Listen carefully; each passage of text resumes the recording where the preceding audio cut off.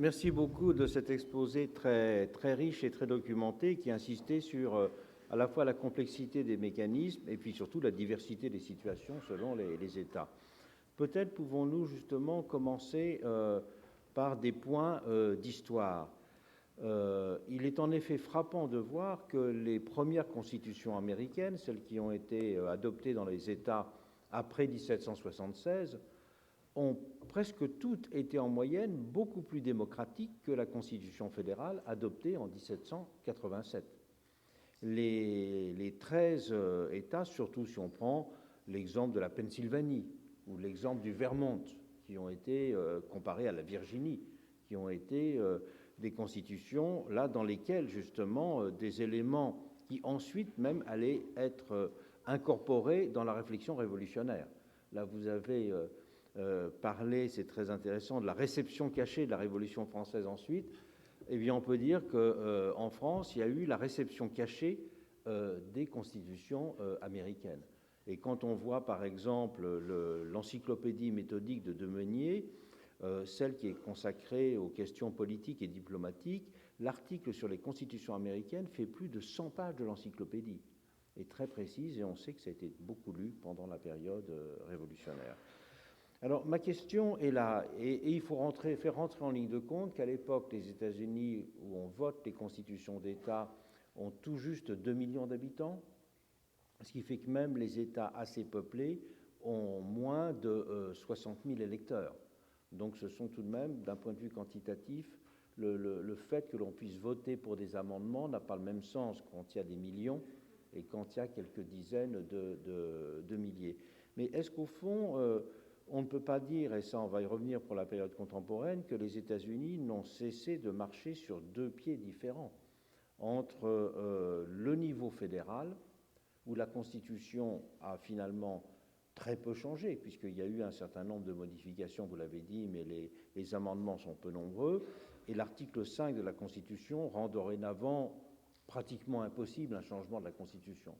Alors qu'au contraire, il y a une espèce de vitalité permanente des constitutions d'État qui est très, très grande et qui se traduit notamment par le fait que ces constitutions grossissent de plus en plus.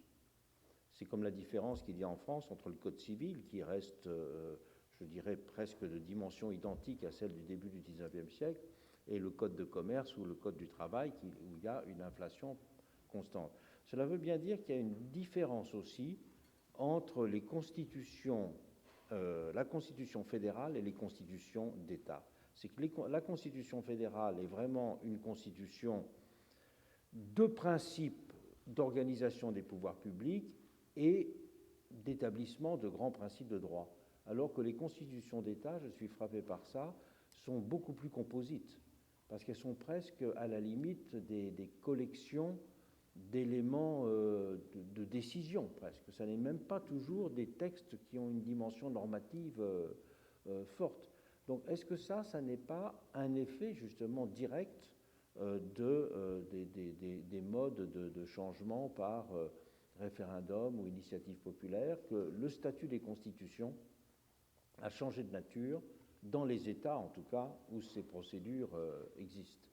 Parce que si on compare la Constitution, vous preniez l'exemple de l'Alabama ou encore plus l'exemple de la Californie, si on compare avec la Constitution du Massachusetts, la Constitution du Massachusetts n'est pas du tout aussi grosse.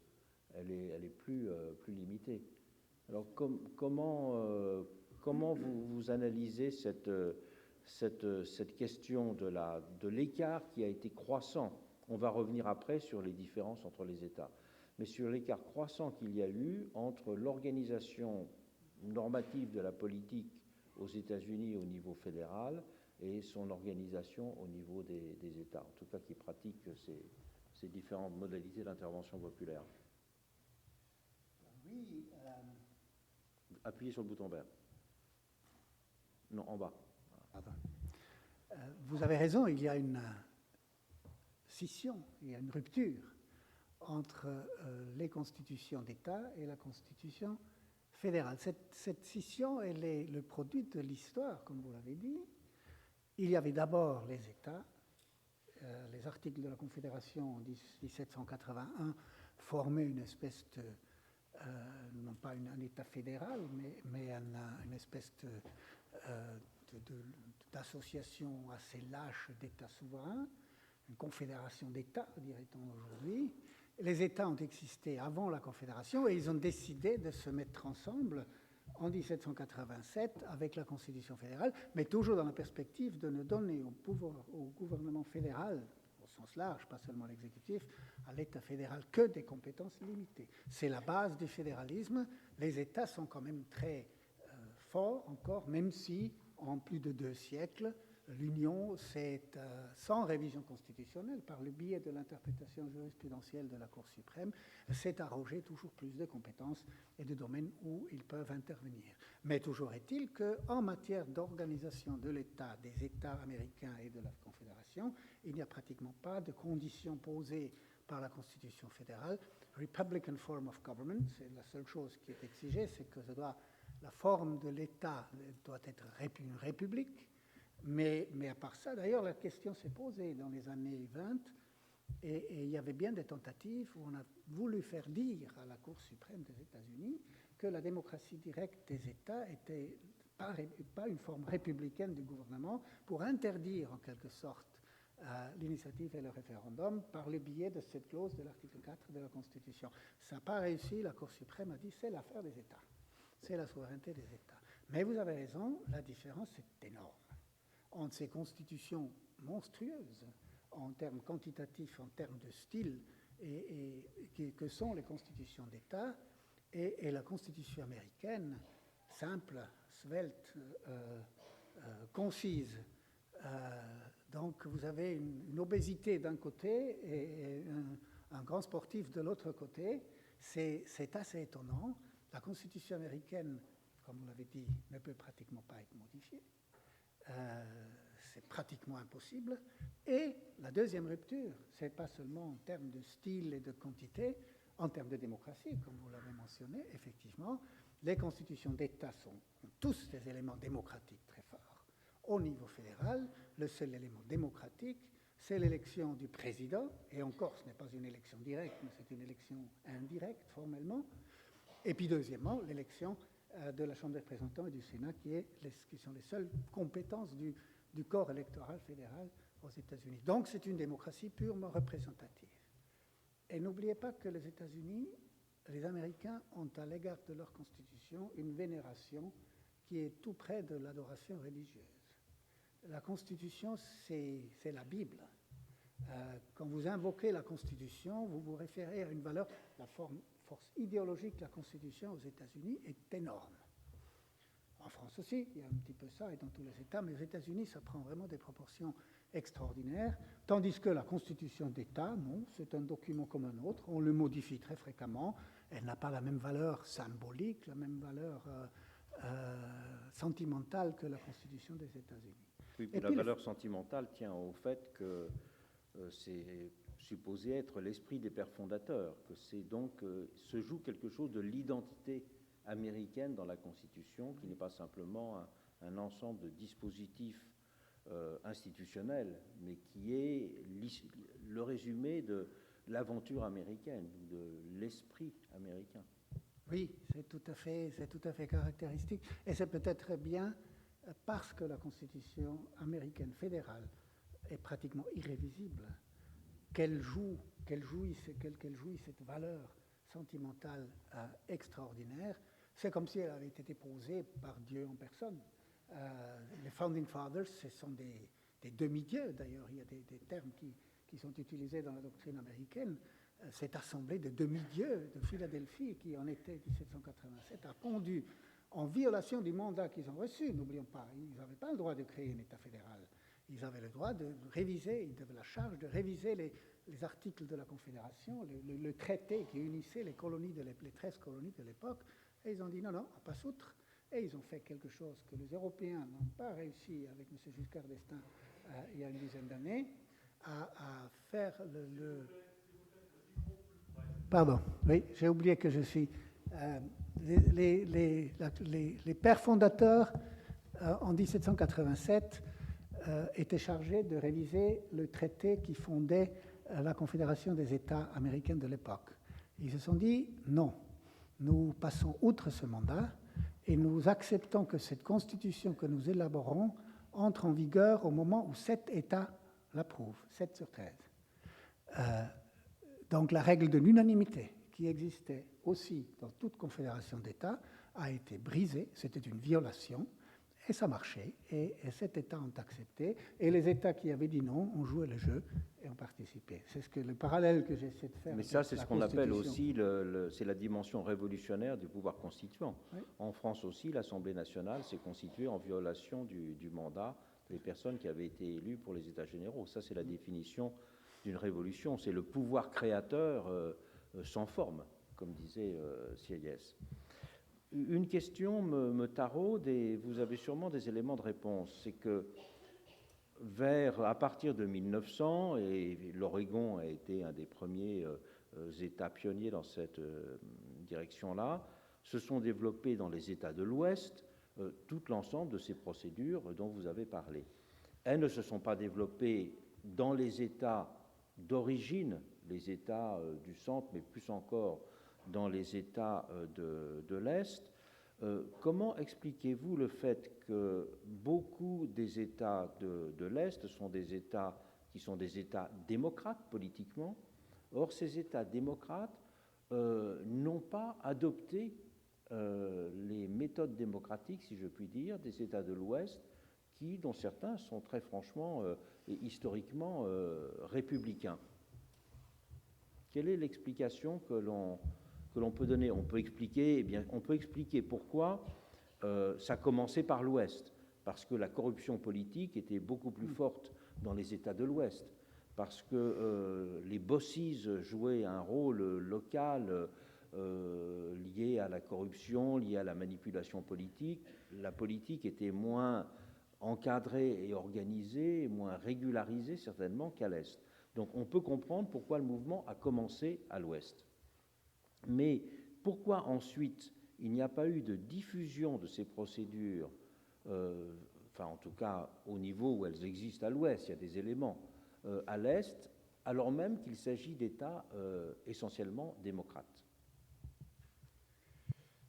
Peut-être parce que c'était des États démocrates, alors que les autres ne l'étaient pas. Je n'ai pas la réponse absolue à cette question. D'ailleurs, elle n'est pas absolue non plus, parce que dans tous les États, sauf le Delaware, encore une fois, il y a l'élément direct démocratique pour la révision de la Constitution. Ça existe. Mais pas pour, disons, les référendums d'initiative populaire n'existent pas dans ces États-là. Il existe dans certains États, mais souvent, le plus souvent, alors de façon indirecte. C'est la forme indirecte de l'initiative qui, par exemple, le Massachusetts, donc le Parlement garde quand même plus de pouvoir, il ne se fait pas contourner complètement, il a son mot à dire, mais ces instruments existent, mais de façon moins intense, et surtout, ces instruments sont moins utilisés, encore aujourd'hui, dans les États de l'Est que par rapport aux États du Nord et de l'Ouest. Comment vous l'expliquez? Est-ce que ça tient au fait que la démocratie, je dirais, l'espace public est plus organisé, donc l'information, la vie civique est plus riche à l'Est qu'à l'Ouest? Quel lien peut-on faire entre je dirais, ce moindre usage de ces pratiques et la structure de l'espace public? Est-ce qu'il n'y a pas dans votre question un relent d'État unitaire qui est précisément absent aux États-Unis? Quand vous avez un État fédéral, vous donnez des souverainetés, une autonomie, quel que soit le nom que vous lui donniez, importante aux entités centrales, que sont les États. Et alors, si les États sont souverains, ils peuvent faire ce qu'ils veulent. Ils ne sont pas obligés d'accepter tous les mêmes institutions. Si vous voulez mettre fin à la diversité, il ne faut pas opter pour un régime fédéral. Donc, ce n'est pas tout à fait normal que ces institutions d'organisation ne soient pas reçues de la même façon. Et puis, les pratiques, les gens s'habituent. Une fois qu'on a ces instruments, comme c'est le cas à l'Ouest, alors on a senti que l'utilité, et dans le débat politique, c'est très présent, tandis que dans les autres États, peut-être le besoin n'est pas... Donc ça veut dire qu'il ne faudrait pas plus parler, comme Tocqueville, au singulier de la démocratie américaine, parce qu'on peut dire qu'il y a des modèles démocratiques entre États qui sont à ce moment-là, assez profondément différents. Tout à fait. Très profondément différents, beaucoup plus différents qu'entre les États européens. Il y a une marge entre l'Oregon, la Californie et, disons, la Virginie, par exemple. Il y a une très grande différence. Oui, c'est possible. Est-ce que c'est vraiment la diversité est plus grande qu'elle ne l'est dans les États de l'Union européenne? Je mets à part la Suisse, évidemment. Non, je ne parle pas de la Suisse non plus. Je ne parle pas de la Suisse non plus, mais il existe quand même beaucoup d'États européens qui ont des styles de démocratie fort différents entre les différents États de l'Union européenne.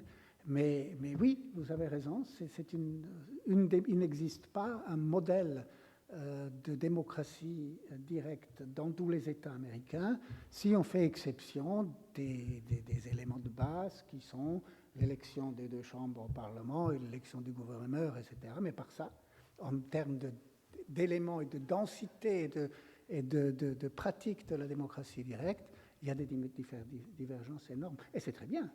Ça ne correspond pas aux sensibilités des gens, ça ne correspond pas à un besoin. Et encore une fois, dans un État unitaire, il est normal, dans un État fédéral, il est normal que les différentes entités adoptent des réglementations différentes en termes de fiscalité, en termes d'organisation de l'État, en termes d'organisation des écoles. Et dans tous les domaines où ils sont compétents, ce n'est pas la même chose. Dans tous les domaines, ça on peut bien le comprendre, mais là effectivement où la limite joue, c'est quand ce sont les questions de droit qui sont en cause. Les droits de l'individu. Même il y a des conventions internationales qui considèrent comme contraire aux droits de l'homme la peine de mort. Donc dans ces cas-là, les Américains n'appliquent pas, je dirais, ce droit international. Alors que maintenant en Europe, ce serait très difficile de le faire admettre.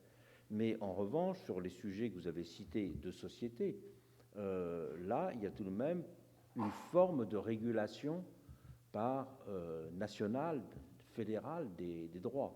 Même si effectivement, le mystère, c'est la Cour suprême. C'est les moments où la Cour suprême accepte de parler. Elle a accepté de parler fameusement sur l'avortement. La Cour suprême s'est prononcée sur l'avortement, et elle s'est prononcée sur l'avortement parce qu'à ce moment-là, le Sénat et la Chambre des représentants considéraient le sujet comme trop conflictuel pour eux-mêmes prendre la décision. Donc on peut dire que c'est la démission du législateur qui a consacré le rôle de la Cour suprême. Or, aujourd'hui, sur le mariage entre personnes de même sexe, c'est le contraire. La Cour suprême ne veut pas s'engager, et donc crée une situation d'un point de vue juridique qui est très délicat, parce que c'est l'interprétation de personnes inférieures à la Cour suprême dans l'ordre normatif qui finissent par imposer le jugement juridique. Donc c'est unique que la hiérarchie normative est volontairement prise à revers dans ce cas-là. Parce qu'il n'y a pas de hiérarchie, strictement parlant, entre la Cour suprême des États, entre la Cour suprême des États et la Cour suprême de Washington, sauf sur les questions d'interprétation du droit fédéral. Mais dès qu'une Cour d'État dit « notre article d'égalité dans la Constitution californienne a un sens différent de celui que lui donne la Cour suprême des États-Unis », la Cour suprême des États-Unis ne peut plus intervenir. C'est ça le fédéralisme judiciaire. Donc il n'y a pas de hiérarchie directe.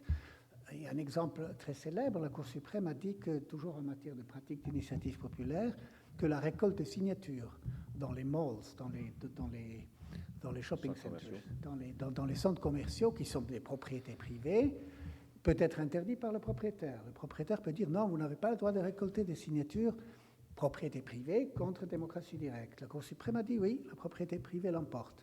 Les cours suprêmes dans différents États ont dit non, la démocratie directe l'emporte et le propriétaire est obligé d'accepter que les gens récoltent des signatures dans son domaine, même s'il n'est pas d'accord avec le contenu de cette initiative. Vous voyez, la même question, les mêmes droits peuvent être jugés différemment et c'est ça le fédéralisme judiciaire, c'est des possibilités d'avoir des réglementations différentes, y compris en termes d'organisation démocratique, y compris en termes de droits fondamentaux entre les différents États.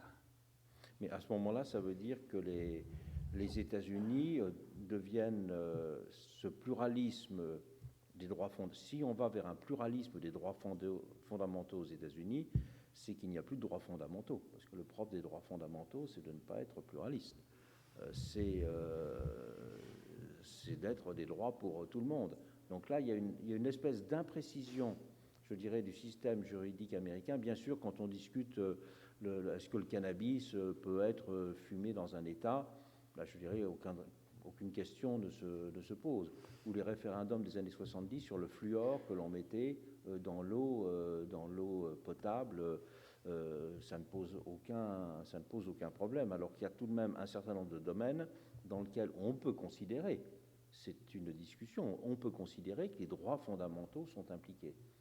Donc le paradoxe serait à ce moment-là que les États-Unis seraient le pays dont l'organisation politique revient à nier le fait qu'il y ait des droits fondamentaux.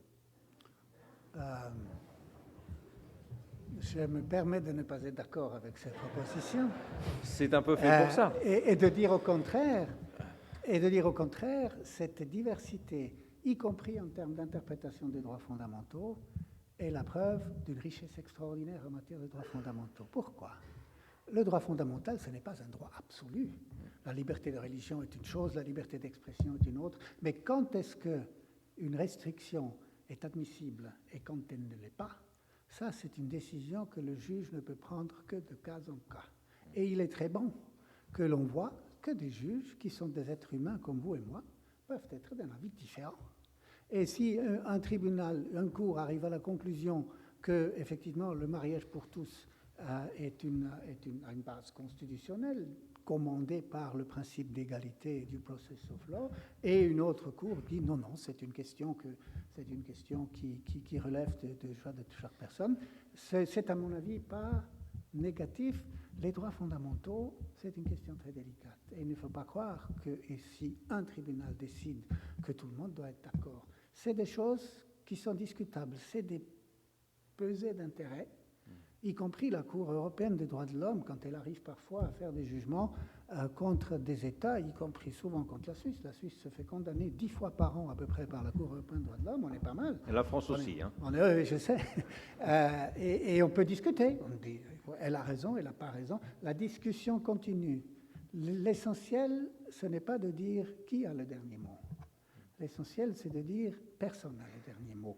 Le débat continue. On continue de jouer. Il y a des étapes qui sont franchies et en termes, y compris, et ça c'est ce que nous apprenons en termes de droits fondamentaux avec la démocratie directe aux États-Unis, c'est qu'un juge arrive à une conclusion pour une loi, on contredit ce juge par une initiative populaire, le juge prend encore ensuite cette initiative en main et essaye un peu d'arranger les choses, mais c'est un débat continu. Et c'est ça que je trouve en termes démocratiques extrêmement important.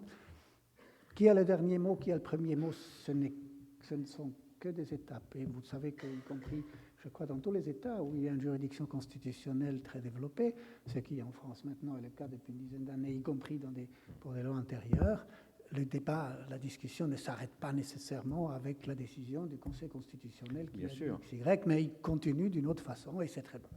Mais vous avez tout à fait raison d'insister sur le fait que les droits fondamentaux sont inséparables d'une réflexion permanente sur leur contenu.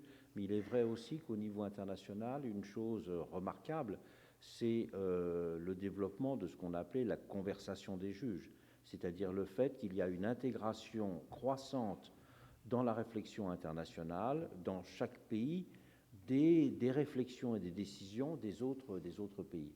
Il y a un enrichissement juridique qui fait que parfois des magistrats de la Cour suprême américaine, ce qui est très neuf, ont cité des déclarations de droits de l'homme français, ou qu'au contraire, des juges français vont s'enrichir d'une jurisprudence américaine ou allemande. Et là, on a l'impression qu'il y a plus de cloisonnement, je dirais, dans la discussion américaine sur ce plan-là, non ? Non. Alors, les tribunaux, y compris d'État, se réfèrent souvent à des pratiques judiciaires d'autres États, ou évidemment, lorsque la Cour suprême s'est prononcée sur la question, ce qui est assez rare, Ils intègrent. Donc ils ne sont pas seulement à l'intérieur de leurs frontières et ils ne regardent pas ce que les tribunaux ont décidé dans les autres États. Il y a une interpénétration alors beaucoup plus forte, je dirais, aux États-Unis. Simplement, ils peuvent avoir une pratique différente. Par exemple, un État dit, un État, je ne me rappelle plus, la Floride, dit que la question d'unité de la matière, nous l'examinons seulement, nous l'examinons y compris après le vote. On a voté sur un sujet, s'il s'avère que les électeurs ont été appelés à voter sur deux idées qui n'avaient aucun rapport, nous pouvons annuler cette question même après le vote. D'autres États en Californie disent non, nous, on examine ça seulement avant le vote. Une fois que la question, que le vote a eu lieu, on ne peut pas revenir là-dessus. Vous voyez, donc ils ont des pratiques différentes et c'est la common law. La jurisprudence est une source du droit première. Et ça s'est resté aux États-Unis comme en Grande-Bretagne et dans tous les pays anglo-saxons, beaucoup plus encore, et pas seulement sur les questions des droits de l'homme, mais sur toutes les questions d'interprétation. Donc ils sont habitués à se référer à des précédents, à des décisions d'autres tribunaux, même s'ils ne sont pas directement hiérarchiquement impliqués dans une relation de hiérarchie. Merci. Il y a un point que nous n'avons pas abordé et que j'aimerais bien que vous puissiez aborder, c'est que là nous avons fait la distinction entre le niveau fédéral et le niveau des États, mais beaucoup d'initiatives concernent également des questions qui sont des questions municipales, disons, aux États-Unis. Dans le jour de l'Election Day, le bulletin de vote qui fait souvent en Californie 400 pages, disons, à peu près, hein, c'est un vrai catalogue de la redoute, et il y a bien des éléments d'initiative ou de référendum qui ne sont pas au niveau de l'État, mais aussi au niveau municipal. Donc là, c'est une chose que vous n'avez pas abordée. Est-ce que vous pourriez dire deux mots sur ce fait que la pratique référendaire aux États-Unis, bien sûr, elle s'applique au niveau des États, mais aussi à des niveaux très intermédiaires, que ce soit des comtés, que ce soit des municipalités. On va très loin dans la pratique référendaire et donc on va très loin dans le détail des objets qui peuvent faire matière à un vote populaire. Vous avez entièrement raison.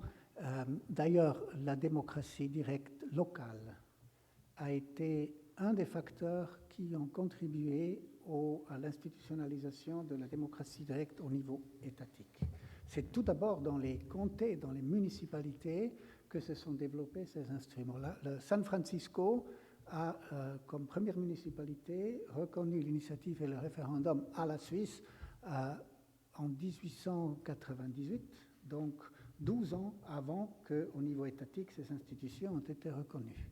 Et souvent, ça remonte à la pratique qu'avaient ces États, avant qu'on parle d'initiative, c'est Local Option Laws. On adoptait une loi, le Parlement adoptait une loi au niveau de l'État, mais comme il sentait que les sensibilités étaient différentes entre les différentes municipalités, il réservait la possibilité pour les communes ou pour les comtés de faire un choix entre deux solutions. En matière de prohibition, par exemple, c'était assez fréquent. De sorte qu'on a ouvert la porte à une démocratie locale pour choisir entre deux ou trois options que le législateur leur a, quelque sorte, mis à disposition. Et peu à peu, ensuite, ces instruments sont effectivement entrés au niveau local et sont pratiqués avec une intensité extraordinaire. Alors imaginez qu'il est déjà pratiquement impossible de faire un exposé complet de la démocratie directe au niveau des États, mais si vous descendez au niveau des localités, municipalités, comtés, personne ne sait, je prétends, sur quoi on vote un jour X au mois de novembre. Dans tous les États, dans toutes les municipalités, c'est pratiquement impossible à trouver. Même avec les ordinateurs, même le site web que je vous ai indiqué, au niveau local, ils disent pratiquement rien. Faut rappeler que sur un bulletin de vote américain, il est fréquent d'avoir 50 ou 60 choix à faire le même jour. Nous, on voit le bulletin de vote, en tout cas en France, on vote pour une liste ou on vote pour une personne. Aux États-Unis, on vote 60 fois, en fait, souvent, et même parfois plus, ce dont on n'a pas forcément le sentiment physique ici.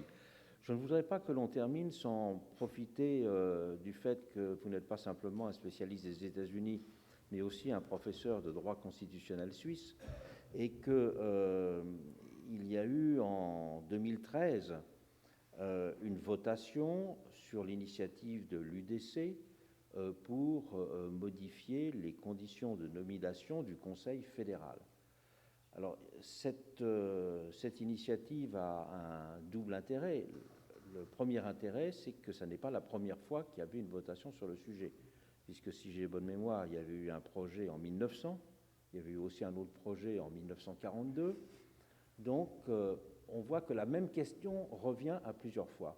Donc, ma première question à ce propos-là serait de dire comment vous voyez cette question du référendum, du rythme de retour sur une même question.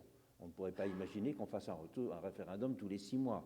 Là, cet exemple est tout de même tous les 40 ans, tous les 50 ans.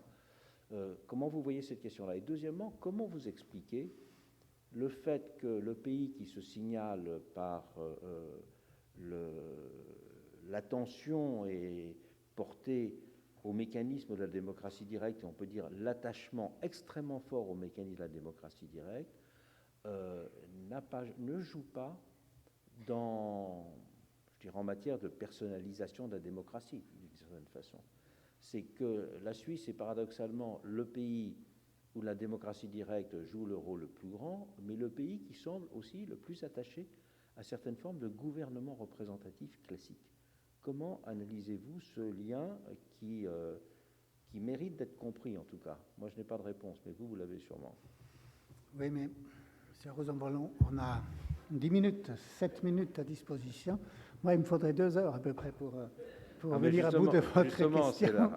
Alors, la première question. Le peuple a décidé une chose, comment ça se fait-il que quelques années après, on lui pose la même question? À la différence des États-Unis, où il y a une valeur supérieure des décisions populaires, on peut remettre en question la décision du peuple. Plusieurs fois, nous nous sommes prononcés en Suisse, à plusieurs reprises, sur un objet. Ça n'a pas marché 2 fois, et la 3e fois, ça a marché. Par exemple, le suffrage féminin. Le suffrage féminin, la première fois que la question était posée au niveau fédéral, c'était dans les années, en même temps que les parlements européens ont décidé de l'introduction du suffrage féminin dans ces États, ça a été non, et il fallait attendre 1971 pour qu'une majorité d'hommes soit d'accord dans l'isoloir, où ils sont tout seuls, de mettre un vote positif à l'idée du suffrage féminin. Donc c'est tout à fait normal que l'on puisse revenir à la charge. Et en matière d'élection populaire du Conseil fédéral, c'est vrai que vous avez raison, c'est la 3e fois que l'année dernière qu'on s'est prononcé sur cette question. Enfin, je n'étais pas là en 1942, je n'étais pas là en 1900, mais c'est la 3e fois que le peuple a dit non. Ça n'a rien d'extraordinaire. Maintenant, la 2e question. Comment se fait-il que la Suisse, phare de la démocratie directe, si vous me permettez, que les Suisses n'ont rien à dire sur la question de savoir qui les gouverne? Les membres du Conseil fédéral, les 7 membres du Conseil fédéral ne sont pas élus par le peuple, ils sont élus par l'Assemblée fédérale, par le Parlement. Et ils ne sont pas élus en bloc, ils ne sont pas élus comme une équipe, c'est une élection individuelle de 7 membres. On commence par celui qui est... Et comment se fait-il que non seulement ils ne sont pas élus par le peuple, mais qu'ils peuvent rester au pouvoir aussi longtemps qu'ils veulent? Il m'est arrivé de donner des cours dans les pays africains, et je me suis toujours amusé de dire, écoutez, la limitation des mandats, c'est une règle élémentaire de toute démocratie. J'ai pu dire ça sans rougir, mais dans mon pays, les conseillers fédéraux restent autant qu'ils veulent. Bien sûr, ils doivent être confirmés tous les 4 ans, mais ils le sont, généralement à quelques exceptions près. Et je décide moi-même, si je suis membre du Conseil fédéral, même en cours de mandat, je peux dire en février prochain, je me retire. C'est un anachronisme que personnellement, je me suis toujours engagé pour qu'on introduise l'élection populaire du Conseil fédéral, mais vous voyez, je n'ai pas été suivi par la majorité des électeurs, et loin de là. Eh ben oui, puisque c'est à 75%. Oui. C'est très rare que dans les votations suisses, il y ait des réponses aussi fortes que ça, 75%. Oui. Ah non, ça n'avait aucune chance. Ah ben, la raison est que la composition du Conseil fédéral, c'est une alchimie compliquée entre partis politiques, sexes, confessions, âge et provenance régionale. Le Parlement adore ce jeu des faiseurs de rois. La nuit des longs couteaux et les magouilles qui se passent dans les palais fédéraux avant les élections du Conseil fédéral, c'est extraordinaire. Mais vous avez touché un point assez important. La démocratie directe en Suisse fait qu'on s'intéresse peu aux personnes.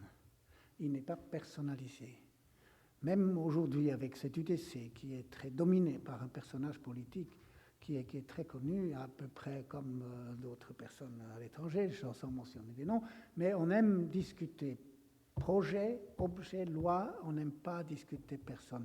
Et puis si une personne dépasse, et de loin le niveau, on n'aime pas. C'est pas très apprécié que les personnes se mettent en avant. C'est sans doute une conséquence de deux facteurs. L'État en Suisse n'est pas une entité qui se greffe sur la société. Nous avons toujours une conception d'un État populaire. Nous n'avons jamais eu l'aristocratie, nous n'avons jamais eu, sauf dans les villes, nous n'avons jamais eu de Obrigkeitsstaat, comme disent les Allemands, donc un État des classes supérieures qui agit sur le peuple. Moi, personnellement, l'État, pour moi, en Suisse, j'en fais partie. Je me sens concerné, parce que je sais que j'ai mon mot à dire. Donc on a une conception de l'État très différente de celle de la France, où l'État, avec toute la puissance de l'État, que ce soit la gauche ou la droite, s'affirme toujours pour manifester ses décisions. En Suisse, non, l'État est discret. Et j'ai toujours dit, un État fort peut être discret, et un État qui donne des signes extérieurs de pouvoir est peut-être un État plus faible qu'un État qui peut être relativement discret. Et ça, c'est le résultat de la démocratie directe. Je sais que j'ai quelque chose à dire. Je ne gagne pas toujours, loin de là. Mais je sais que de temps en temps je gagne, de temps en temps je perds, mais je peux participer. Et la décision populaire est légitime. Si le gouvernement actuel en France adopte une loi, M. Hollande dit le matin qu'il veut une loi, l'après-midi, l'Assemblée fédérale la vote pratiquement. Il n'y a pas de surprise. Ils ont la majorité, ça passe. Il y a des manifestations de rue qui parfois essayent un petit peu de faire de l'opposition. Mais la légitimité n'est pas très grande. Si le gouvernement change, le prochain gouvernement va probablement revenir en arrière et changer les lois. Quand une loi a été votée par le peuple, qu'on soit d'accord ou pas d'accord, on est obligé d'accepter. Et pourquoi ? Parce que le peuple est une instance tout à fait particulière. Et pour les politologues, je trouve que c'est extrêmement important. D'abord, qui c'est le peuple ? C'est les électeurs, d'accord, juridiquement ceux qui ont le droit de vote, mais qui c'est qui a pris la décision là, du 9 février où on a dit non à la libre circulation des personnes, en violation d'un traité qu'on a conclu, y compris la France, avec l'Union européenne à la fin des années 90. Qui c'est qui a voté ? 1 400 000 électeurs, on ne sait pas qui, secret de vote, personne n'est responsable. En démocratie directe, personne n'est responsable. Le peuple n'est pas responsable des décisions qu'il prend. Un Parlement est responsable. Si un Parlement prend une décision et les gens ne sont pas d'accord, il change les députés. On ne peut pas changer de peuple, comme disait Brecht, dans un essai très célèbre. Et c'est parce que le peuple, par définition, ne peut pas être pris comme responsable pour les décisions qu'il prend, que ces décisions sont considérées comme légitimes. Tout le monde accepte. Maintenant, on est dans une situation vraiment très difficile avec cette décision du 9 février. Le peuple suisse avait accepté à plusieurs reprises les accords bilatéraux, qu'on les appelle, y compris le principe de la libre circulation des personnes. Nous sommes d'ailleurs le seul à avoir voté sur l'extension de la libre circulation des personnes à la Roumanie, à la Bulgarie, etc. Dans aucun État on a voté, en Suisse, oui. On a voté là-dessus, on a accepté. Et maintenant, on revient en arrière. Le peuple a accepté, a dit non, maintenant c'est contingent et limitation, plafond maximum d'étrangers, libre circulation des personnes. Ça nous met dans une situation extrêmement difficile. Mais le gouvernement est obligé d'expliquer, d'essayer de renégocier. Et nous sommes dans un processus assez délicat, je dois dire, en raison de la démocratie directe, qui a remis en cause, le peuple a dit oui d'abord la libre circulation, et maintenant il dit non. Pour nos partenaires, je comprends que ce n'est pas très agréable si vous faites un contrat avec une personne et puis l'autre personne dit non, à partir d'aujourd'hui, je ne veux plus de ça. Mais là, c'est délicat. Vous soulevez une question vraiment très intéressante et on peut la livrer à l'auditoire, mais nous ne pouvons pas la traiter maintenant, c'est qu'effectivement, la démocratie présuppose un sujet par définition irresponsable, parce qu'il est la collectivité. Et de même que la volonté générale ne peut être mise en cause, le sujet de la volonté générale est irresponsable par structure. Mais en même temps, la démocratie a besoin de trouver des formes d'imputation, tout de même des actions, de responsabilité.